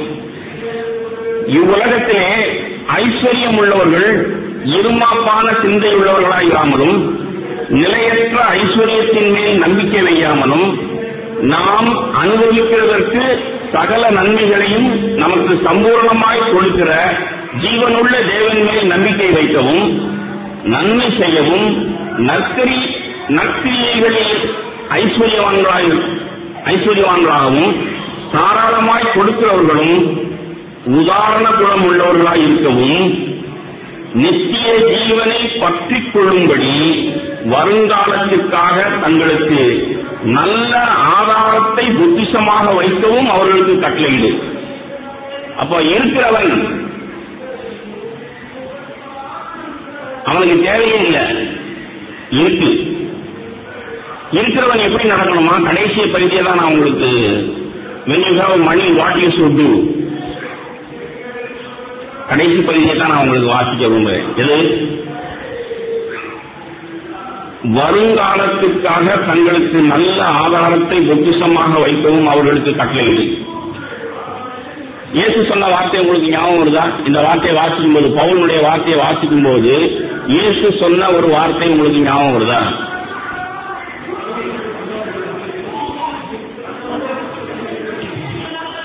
அதை ஒட்டி இன்னும் நல்ல ஆதாரத்தை பொக்கிஷமாக வைக்கவும். நான் அதை தியானிக்கும் பொழுது அதே பகுதிதான் ஆண்டவர் சொன்ன வார்த்தை, நித்தியத்திலே உங்களை ஏற்றுக்கொள்வார் உண்டாகும்படி அநீதியான உலகப் பொருளால் சிநேகிதரை சம்பாதியுங்கள். அப்போ பணத்து நிமித்தம் நமக்கு பகை வரலாமா? யாரோ ஒரு மனுஷனை நான் முகத்தை கொடுத்து பார்த்து பேச முடியல, முகத்தை திருப்பிக்கிறேன், என்னால நேசிக்க முடியல அப்படின்னு சொன்னா, இப்போ எதை நிமித்தம் அப்படின்னா கொடுக்கல் வாங்கல் நிமித்தம் நமக்கு ஒரு சகோதரனை முகம் கொடுத்து பார்க்க முடியல, நட்பு அன்பு கூற முடியல, முகத்தை திருப்பிக்க வேண்டியதா இருக்கு அப்படின்னு சொன்னா, இப்போ நான் பகையை சம்பாதிச்சிருக்கிறேனா நட்பை சம்பாதிச்சிருக்கிறேனா? உங்களுக்கு தெரியுமா, நான் ஒரு தீர்க்கமான ஒரு முடிவு வந்திருக்கேன். என்னுடைய வாழ்க்கையில சுத்திகரித்ததை தான் உங்களுக்கு போதிக்கிறேன். எப்பெல்லாம் நான் யாருக்காவது உதவி செய்கிறேனோ, உதவி செய்தவர்கள் அதை திரும்ப, இப்ப பிரதர் பிள்ளை படிப்பு செலவுக்கு 30,000 தேவை இருக்கு, யாரோ ஒருவர் வாங்குறாங்க, அந்த 30,000 திருப்பி கொடுக்க முடியலன்னு சொன்னா, இப்போ எனக்கும் அவங்களுக்கும் என்ன உண்டாகும்? கொடுக்க சொன்ன நேரத்தில் கொடுக்கல, எனக்கு தேவை வரும்பொழுது நான் கேட்கிறேன், கொடுக்க முடியல. இப்போ என்ன ஆகுது? சகோதர சிநேகம் என்ன ஆகுது? யோசிச்சு பாருங்க. கடையிலே எழுதி போட்டுக்கிறாங்க. என்ன எழுதி போட்டுக்கிறாங்க? கடன் அன்பை. இப்ப நானும் ஒருத்தருக்கு கடன் கொடுக்கிறேன் சபையில, ஆனா இப்போ அவரை நேசிக்க முடியல, என் இருதயம் சுருங்குது, கொடுக்கிறேன்னு சொன்னவர் கொடுக்கலையே, கொடுக்க சொன்ன விதத்துல கொடுக்கலையே அப்படின்னு. அப்போ கடன் என்ன செய்யுச்சு? இப்போ ஆண்டவருடைய வார்த்தையின்படி அநீதியான உலகப் பொருளால் நண்பர்களை சம்பாதியுங்கள்னு சொல்றாரு. ஆனா நான் இப்ப என்ன செஞ்சிருக்கேன்? நான் ஆவிக்குரியவனா? நான் இப்ப எத்தனை முறை அடிச்சிருக்கிறேன்? 3 முறை. 6 தடவை அடிக்கணும்னு சொன்னா அப்படியா? சரி பிரதர், அப்ப கடன் யார்கிட்ட வாங்குறதுன்னு நான் ஒரு முடிவுக்கு வந்துட்டேன், உங்கள்கிட்ட தான் வாங்கணும். இந்த முடிவுக்கு வந்துருக்கீங்க. 6 முறை அடிங்க, 60 முறை கூட அடிங்க, முகம் போடாம என்னை பார்க்கும் பொழுதெல்லாம் சகோதரனேன்னு நீங்க புன்முறுவல் கொடுப்பீங்க. அப்ப அடுத்து எனக்கு தேவை வரும்போது உங்க வீட்டுக்கு தான் வருவேன் நான். உங்களுக்கு தெரியுமா, இந்த வார்த்தையின்படி நான் வெளிச்சம் பெற்றதுனால, உணர்வடைந்ததுனால நான் சபையில யாருக்கும் கடன் கொடுக்கிறது இல்லைன்னு முடிவு பண்ணிட்டேன். ஏன்? ஆண்டவருடைய வார்த்தை என்னை உயிர்ப்பிச்சிருக்கு. எப்படி உயிர்ப்பிச்சிருக்கு? கொடுத்தல் வாங்கல அநீதியான உலக பொருளால் நண்பர்களை சம்பாதிங்கன்னு சொல்றேன், நீ இப்படி மோசம் திருப்பிக்கிட்டு போற முட்டா பயனா இருக்கியே. கொடுக்காத யாருக்கும். நான் கடைபிடிக்கிற நீதியை தான் உங்களுக்கு போதிக்கிறேன். சரி, இதான் கிறிஸ்தவமா பிரதர்? நல்ல கவனிங்க. 1 தீமோத்தேயு 6:6, 6, 7, 8 வருஷம் வச்சுக்கிறேன். போதும் என்கிற மனதுடனே கூடிய தேவ பக்தியே மிகுந்த ஆதாயம். போதும் என்கிற மனதுடனே கூடிய தேவ பக்தியே மிகுந்த ஆதாயம். உலகத்திலே நாம் ஒன்றும் கொண்டு வந்ததும் இல்லை, இதிலிருந்து நாம் ஒன்றும் கொண்டு போவதும் இல்லை என்பது நிச்சயம். உண்ணவும் உடுக்கவும் நமக்கு உண்டாயிருந்தால் அது போதும் என்று இருக்க கடவோம். இந்த நீதி யாருக்கு பேசப்பட்டிருக்கு? கேள்வி சரியா பதில் சொல்லணும். இருக்கிறவங்களுக்கா இல்லாதவங்களுக்கா? தேவை உள்ளவர்களுக்கு. தேவை உள்ளவர்களுக்கு வேதத்தில் அதே பக்கத்தில் அதே அதிகாரத்தில் அதே ஆவியானவர் தேவ மனுஷனை கொண்டு புத்தி சொல்றார். போன வாரம் காரைக்காலில் இப்படிதான் பிரசங்கம் பண்ணேன். 5,000க்கும் ஒருத்தர் வீடு கட்ட முடியும், 50,000க்கும் வீடு கட்ட முடியும், 5 லட்சத்துக்கும் வீடு கட்ட முடியும். ஆமென் சொல்லுங்க. இது இப்படியே ஏரிக்கரையில் நடந்து போங்க. அங்க மண்ணில் சோறு வச்சு கீத்தோ அல்லது பண ஓலையோ கூரை போட்டு 5,000த்துல குடியிருக்கிற மக்களை நீங்கள் பார்ப்பீர்கள். ஆமென். சரி, என் வீடு 5 லட்சத்துக்கு சொல்லிடுவோம். 5 லட்சத்துக்கு தான் ஆச்சு 15 வருஷத்துக்கு முன்னாடி கட்டும்போது. 50,000க்கு வீடு கட்டினவங்களும் இருக்கிறாங்களா இல்லையா? 50,000க்கு எப்படி வீடு கட்டலாம்? செங்கல் சுவரு, அதை பூசுறதுக்கு சிமெண்ட் இல்ல, ரைட்டு. ஆனா சிமெண்ட் வச்சு கட்டியாச்சு. அதுக்கு மேல மொட்டை மாடி போய் பாருங்க, அது கரெக்டா 50,000க்கு கட்டின அவ்வளவு பெரிய வீடு. சிமெண்ட் சீட்டு, இரும்பு பைப்பு, பூச கூட காசு இல்ல, 50,000த்துல வீடு கட்டிடலாம். ஆமே. இப்போ கவர்மெண்ட்ல லோன் கொடுக்கறாங்கிறதுக்காக நான் என்னுடைய திராணிக்கு மேல வீடு கட்டினாலோ, திராணிக்கு மேல நான் ஒரு கல்யாணம் பண்ணாலோ, இன்னைக்கு ஒரு கல்யாணம்னு சொன்னா சபையிலே 200 பேர் இருக்கிறாங்க. சில பேர் ரொம்ப தாராளமாய் அல்லது ரொம்ப ஆவிக்குரியவர்களாய் நினைத்துக் கொண்டு யார் வந்தாலும் வரலாட்டும் பரவாயில்ல, சபையில் இருக்கிற நீங்க எல்லாரும் வந்து ஆசீர்வதிக்கணும் அப்படின்னு சொல்லி 200 பேரையும் கூப்பிடுறீங்க. இந்த 200 பேருக்கு மேல உங்க உறவினர்கள், உற்றார் உறவினர்கள், நண்பர்கள், அவங்க ஒரு 100 பேர் ஆயிடுறாங்க. 300 பேருக்கு விருந்து வைக்கிறதுக்கு 1 லட்சம் ரூபாய் கடன் ஆகி போயிருது. இப்ப சொல்லுங்க, இந்த மேடையில இருந்து நான் பிரசங்கம் பண்ணியிருக்கிறேன், எத்தனையோ முறை சொல்லியிருக்கிறேன், திரும்பவும் சளைக்காம சொல்றேன். விரலுக்கு தக்க வீக்கம். 5,000க்கு வீடு கட்டலாம், 50,000க்கு வீடு கட்டலாம், 5 லட்சத்துக்கு வீடு கட்டலாம். அதே போல ஒரு திருமண செலவை 5,000த்திலையும் செய்யலாம், 50,000த்திலையும் செஞ்சலாம், 5 லட்சத்திலையும் செய்யலாம். ஆனா நீதி என்ன? என் விரல்ல எனக்கு விரலுக்கு தக்கதான் வீக்கம் இருக்கணும். அதை விட்டுட்டு 50,000 செலவழிக்க வேண்டிய ஒரு 5 லட்சத்தை செலவழிச்சு கடனாளி ஆகிறார்.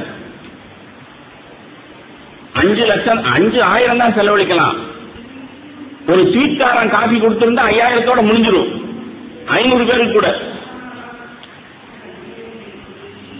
ஆனா கடனை உடனே வாங்கி 4 பேருக்கு முன்னாடி எப்படி அப்படின்னு சொல்லி 4 பேருக்கு முன்னாடி உங்கள் பெருமையினாலும் உங்கள் பொருளாசையினாலும் நீங்கள் ஒரு விருந்து உண்டு பண்ணி விருந்தையை செலவழிச்சு கடைசியில கடன் அப்படின்னு சொன்னா நீங்க ஆவிக்குரியவர்களா?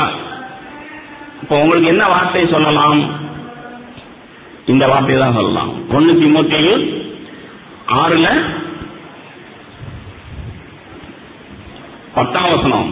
பண ஆசை எல்லா தீமைக்கும் வேறாயிருக்கிறது. இந்த பண ஆசைங்கிறது நீங்க நினைக்கிற மாதிரி ஏதோ நான் எதுக்கு ஆசைப்பட்டேன், ஒண்ணுக்கு ஆசைப்படல.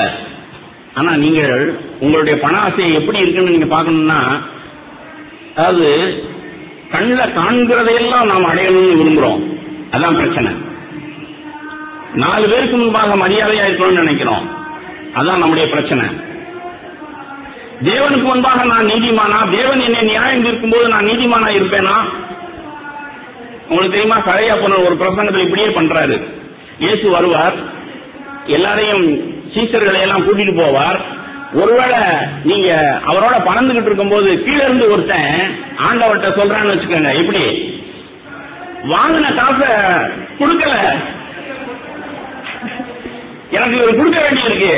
அப்படியாப்பா, அதான் அப்படியா செய்தி அப்படின்னு சொல்லிட்டு கொடுத்துட்டு வாப்பா அப்படின்னு சொல்லி விட்டுட்டு போயிடுவாரு. இதுதான் நீதி. இப்ப விளங்குதா? இயேசு கிறிஸ்துவை கொண்டு தேவன் நியாயம் தீர்ப்பாருன்னு சொன்னா இயேசு கிறிஸ்துடைய நீதியை பாருங்க. அதை தியானிச்சு உற்சாகம் அடையணும். நான் உற்சாகம் அடைஞ்சிருக்கிறேன். சிலுவையிலே தொங்கும் பொழுது தன் அம்மாவுக்கு செய்ய வேண்டிய கடமையை தன் சகோதரனிடத்தில் இதோ உன்னுடைய தாய் ஏற்றுக்கொள் என்று சொல்லி கடனில்லாதவராய் அவர் போனார். அப்படின்னா நான் என்ன விசுவாசிக்கிறேன் தெரியுமா? நான் என்ன விசுவாசிக்கிறேன்னா, சிலுவைக்கு போக போறேன், நான் மறிக்க போறேன், என் தாயை நான் ஒண்ணுமில்லாமல் விட்டுட்டு போகக்கூடாது அப்படிங்கிறதுக்காக ஒருவேளை இயேசு யோவான் சாணகன் மார்பிலேயே சாய்ந்திருந்தவன் அவனிடத்துல சொல்லியிருப்பார், take care of my mother சொல்லியிருப்பார். அவனும் சந்தோஷமா ஏற்றுக்கொண்டு வந்திருப்பான்.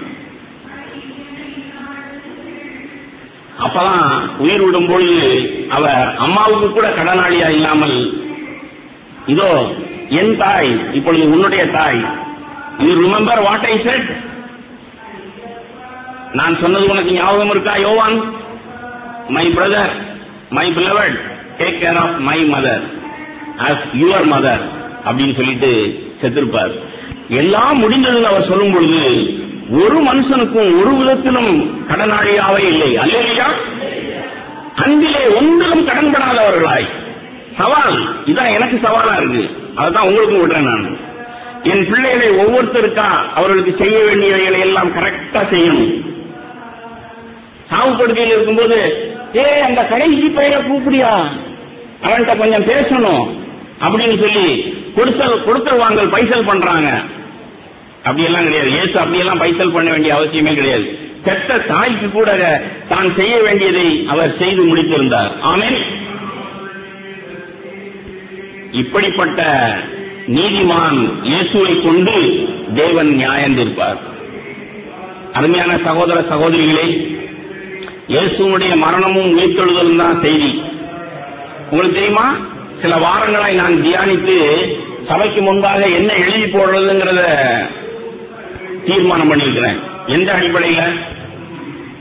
இயேசுவின் மரணம் உயிர்த்தெழுதலை வைத்துதான். அது என்ன வசனங்கிறத நீங்களே தெரிஞ்சுக்கிடுவீங்க. உங்களுக்கு ஒரு எக்ஸசைஸ், மென்டல் எக்ஸசைஸ், உங்களுடைய புத்தியை நான் முடுக்கி விட்டிருக்கிறேன். என்னை போல தியானிங்க. சபையில முகத்துல என்ன வசனம் போடலாம்? நம்முடைய விசுவாசம் என்ன?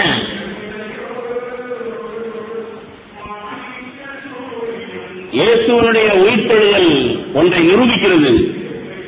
தேவன் உலகத்தை நீதியாய் நியாயம் தீர்ப்பார். இன்னைக்கு அநேகம் பேர் சபையின் முகப்புல என்ன எழுதி போடுறாங்க? உங்கள் துக்கம் சந்தோஷமாய் மாறும். ரொம்ப ஆறுதலா இருக்குல்ல? சரி, அதற்காக நாம இப்படி எதிர்மறையாய் ஒன்னை செய்கிறவர்கள் கிடையாது. என்னுடைய பாயிண்ட்டுக்கு வர்றேன். மேல அப்படி எழுதியிருக்கும், ஆனா அதுக்கு கீழே என்ன எழுதியிருக்கும் தெரியுமா? பாவம் அறியாத அவர் நமக்காக பாவமானார். இயேசுனுடைய மரணம் அப்படின்னா என்ன அர்த்தம்? தேவனுடைய வார்த்தை ரொம்ப துல்லியமானதுங்க, ரொம்ப அக்யூரேட். நான் சொன்னது போல 3 தடவை அடிச்சீங்க, 3 தடவை தான் உன் எதிராளியை ஜெயிப்ப. தேவனுடைய வார்த்தை, அவர் நமக்காக பாவமானார், பாவத்தை சுமந்து தீர்க்க வெளிப்பட்டார். அப்படின்னா என் பாவத்தை பூரா அவற்றை சுமத்திடலாம். இப்பொழுது கிருபையின் காலம். என் பாவத்தை எல்லாம், பொருளாசை, பெருமை, சுயநலம், ஒவ்வொரு நாளும் கண்டு கண்டு அவற்றை சுமத்திடலாம். இப்படி கிருபையை பயன்படுத்தலன்னு சொன்னா ஒரு நாள் வரும், அந்த நாளிலே உயிர்த்தெழுந்த ஆண்டவருக்கு முன்பாக போய் கைகட்டி நிற்கணும். அப்போ தேவன் இயேசு கிறிஸ்துவை கொண்டு நம்ம எல்லாரையும் நியாயந்திருப்பார். என்ன செய்யறது, உலகத்துல எனக்கு நிறைய தேவை இருந்தது, நான் பிள்ளை குட்டிக்காரன் அப்படின்னு ஆண்டவர்கிட்ட நான் போய் சொன்னேன்னா, உனக்கு எத்தனை பிள்ளைகள்டா? 5 பிள்ளைகள். எனக்கு எத்தனை பிள்ளைகள் தெரியுமா? 12 பிள்ளைகள். நான் கடன் இல்லாமல் கடைசி வரைக்கும் என் குடும்பத்துக்கும் நான் பெற்ற அம்மாவுக்கும் கூட செய்ய வேண்டியதை செய்துட்டு கடனாளியா இல்லாமல் நான் இருந்தேன். அருமையான சகோதர சகோதரிகளே, இயேசுவை கொண்டு தேவன் நம்மை நியாயந்திருப்பார். அதான் அவருடைய உயிர்த்தெழுதலின் அந்த உயிர்த்தெழுதலினுடைய சாராம்சம். அவர் மரித்தார், நம் பாவங்களை சுமந்தார். நான் இப்போ அவர் மேல சுமத்திடலாம். இந்த கிருபை, இந்த சத்தியம், இது ஒன்றை ஒன்று சந்திக்கும். இப்ப கிருபையின் காலம். அவருடைய மரணத்தை நாம் சுமந்து தெரிய முடியும். பாவ மன்னிப்பு மாத்திரமல்ல, பாவத்திலிருந்து விடுதலை மாத்திரமல்ல, வாசமாயிருக்கிற பாவத்தையும் அவர் மேல் சுமத்த முடியும். பாவமான அவர் நமக்காக பாவமானாரே. ஒரு நாள் வரும், அந்த நாளிலே இயேசு கிறிஸ்துவை கொண்டு தேவன் என்னை நியாயம் தீர்ப்பார். அப்போ அவர் பரிசுத்தமுள்ள ஆவியின்படி நீதி உள்ளவராய் விளங்கப்பட்டது போல நீங்களும் நானும் நீதிமான்களாய். There is nothing to condemn, there is nothing to judge. நியாயம் தீர்க்கிறதுக்கு ஒன்றுமில்லை, ஆக்கினைக்கு ஒன்றுமில்லை. நீதிமான் கடைசி வரைக்கும், சாகு வரைக்கும். ஒருத்தையும் ஒன்றிலையும் கடன்படாமல், கொடுத்து வாங்கல மட்டுமல்ல, அன்பிலே கூட கடன்படாதவர்களாய் வாழ்ந்து முடித்தாய், முந்தி அன்பு கூர்ந்தாய். வா, பிதாவினால் ஆசீர்வதிக்கப்பட்டவனே, பிதாவின் வலது பார்சத்திலே என்னோடு உட்காருன்னு சொல்லி உட்கார சொல்லுவார். அல்லேலூயா.